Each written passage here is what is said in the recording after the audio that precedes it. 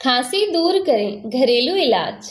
गले में खराश और कफ की वजह से चल रही खांसी कितना परेशान करती है, इसका अनुभव आपको भी होगा ही। आप तुरंत आराम चाहती हैं, जबकि डॉक्टर से आपका अपॉइंटमेंट शाम का है। ऐसे में आपको अजवाइन का सहारा लेना चाहिए। अजवाइन ना सिर्फ खांसी दूर करती है, बल्कि यह जमे हुए बलगम को भी बाहर निकालकर आपकी श्वास नली को साफ करती है। यह शक्तिशाली एंटीसेप्टिक भी है। ज्यादा कफ होने की स्थिति में 1 कप खौलते पानी में 1 या 2 चाय के चम्मच भर अजवाइन 10 मिनट तक उबालें। इस प्रकार तैयार की हुई चाय को दिन में 3 बार पिएं। अजवाइन साइनस की तकलीफ को भी दूर करने में सहायक होती है।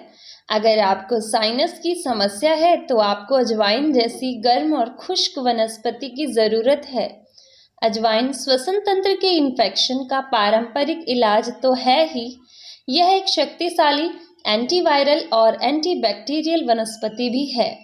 अजवाइन की 1-2 चम्मच सूखी पत्तियां 1 कप गर्म पानी में 10 मिनट तक भिगोएं। इस प्रकार तैयार किया गया काढ़ा दिन में 3 बार पीने से लाभ मिलता है।